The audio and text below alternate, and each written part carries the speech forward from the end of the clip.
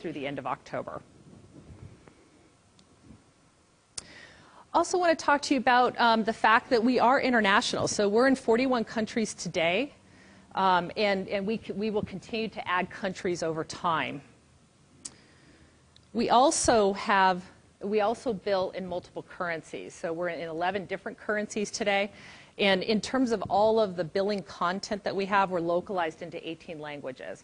So I think the key point here is that we do intend for this to be a global and an international business that is as widely available as possible over the course of time. And some final thoughts, and then we'll go to Q&A.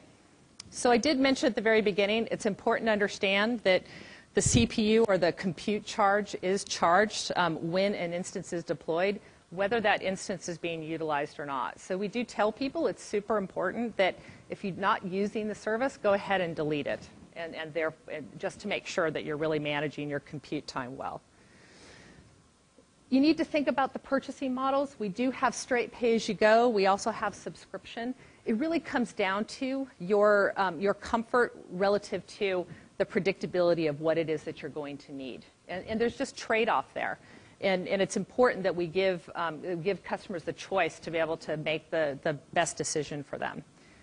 I really encourage you to take advantage of our various programs and promotional offers. So we have MSDN, which is a super offer. We have the Development Accelerator packages, which give a substantial discount for Windows Azure Platform usage. And then also don't forget about the free Ingress promo that is extended through the end of October.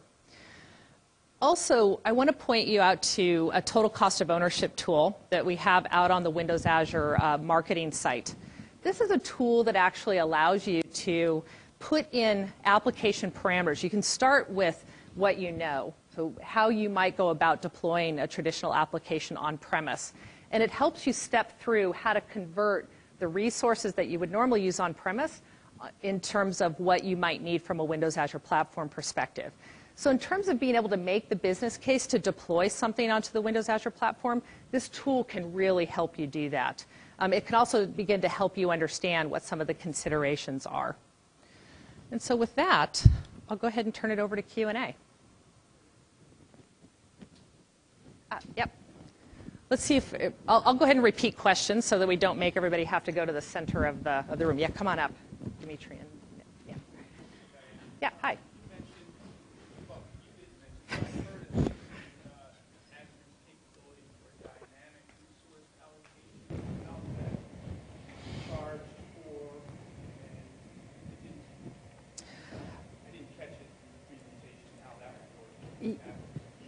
Yeah, and I'm actually gonna turn over to. So I am the business person, and so I'm not sure that I'm the best person to actually answer that question. But I'm hoping that either Dimitri or Rick can answer that.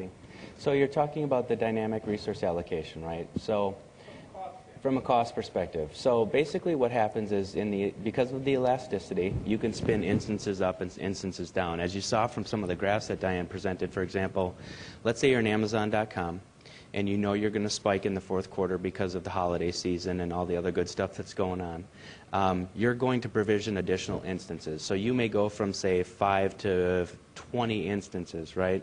So you're paying for the 20 instances, but only as long as they're up and running. Once you tear down those 20 instances, when your utilization goes back down, you're not paying for it anymore. So you're only paying for it as you use it. Right. That's correct. Today, as a customer, you have to monitor that. But because of the rich service API, service management API that they have with Azure, the developers can actually write a service, a worker role, that will go and watch your utilization. And it can actually dynamically spin up additional instances or say, hey, we're not using these, spin them down.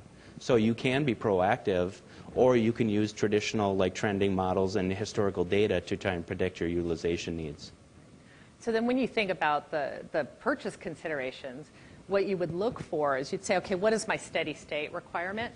And that's the piece that you might want to go ahead and commit to, because then you can get a substantial discount for it. But it probably makes more sense to really pay as you go for the peak Absolutely. usage.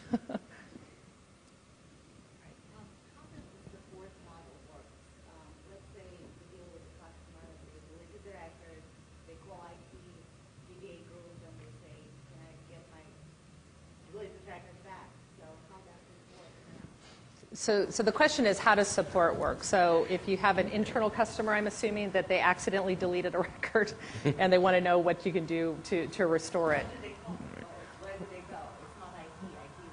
Well, it's, the thing is that your data is probably application specific. So you as application developer would have to figure out the way to do that. Microsoft takes care of availability. So they have, I think, 3 copies of data internally. So like data corruption is not an issue, right? Like if hard drive becomes corrupt, that's handled by Microsoft. If you guys delete something, you are on your own. Well, if someone in your application deletes something, it's something that you have to handle. If your application needs to be able to restore data, then you need to figure out a way to create a backup for your application. In that sense, it isn't as though somehow, Windows, Azure, any other cloud platform, you wave a magic wand and some of these considerations that you had on premise no longer exist in the cloud because we know how to take care of it all.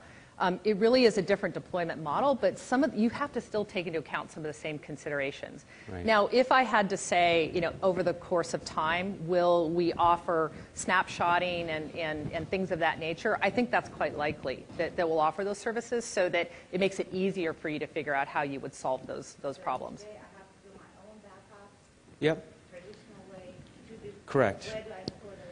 So today, actually, what 3M is doing is we have an on-premise, we have a hybrid solution. So we have an on-premise instance of a data warehouse that we like to pull our data down so we can do analytics and trending and all that good stuff. We've done it very simply by using SQL Server technologies, using SSIS, which is SQL Server Integration Services, which allows you to basically pass data back and forth. I have talked with the SQL Azure group, and there is talk, and it's not, they've alluded to the fact that they are actually going to be exposing capabilities to be able to basically roll back transactional types of things like what you're talking about. So for now, it's very simple to write a nice little package for SQL Server that will actually move data back and forth. So if you do have to restore that data, it's very easy to just pump it back up into the cloud. But eventually, you won't have to worry about that because you will have that transactional logging.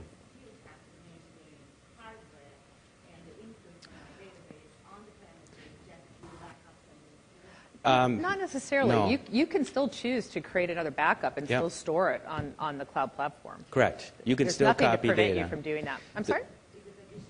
It is. It is, because it's another piece of consumption, for sure. But there is a product that Microsoft offers called Sync, and that product will actually allow you to synchronize databases in the cloud or off-premise or wherever that other database is. So if you wanted to keep kind of a hot spare, you can sync transactions basically however often you want to do it.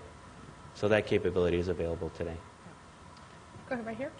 How do you get to Azure from an institution? Is it through the internet, or how do you? Yes. Mm-hmm. So the question is, how do you reach Azure from within an institution? Is it through the internet? And yes, it would be through a web browser. So you don't have the option for direct connectivity, fiber, etc. Not today. And so the storage portion that you mentioned, it's all local within Azure, and then it's just customer facing. And your I/O discussion before, you referenced the fact that depending on how much I/O, this is all customer facing I/O. There's no replication, nothing like that. It's just you get your data out to Azure, and then the service is available to the customer. You don't pay for traffic inside the data center. Right. So you only pay for incoming, outgoing traffic to the Microsoft data center from the Microsoft data center. Within the data center, you can work with storage without having to pay Microsoft. Right. I think the only other thing that I would add is that the definition of the customer could still be that it's a set of internal customers, depending on ultimately the service that's being deployed. Yeah. Right? And our customers would then reach that service just through the Correct. And So then, this is, go ahead. if you are concerned with if there's any kind of geo disparities that you're looking at, for example, if you've got customers from country to country to country, you can actually deploy services and create what's called an affinity group. So you can ensure that, for example, if you want your database real close to like your web server and all that other stuff, you can create an affinity group that'll make sure that your deployments don't get deployed all over the place in pieces. You can deploy things so that they're close together for performance reasons. You would actually really, really want to do that if you have more than one team. Yeah. Inside of Quest, we had, so the default is US anywhere. So we had, like inside Quest, we had, I don't know, like 5 teams working on their projects, and they all work together and integrate, and it's all web services, wonderful, beautiful integration stuff. And all of them selected that US anyway because it's the default. So half of the services ended up being in Chicago and half in San Antonio. And then we had to migrate them all, redeploy them all in Chicago, and then set the Affinity group. Right here.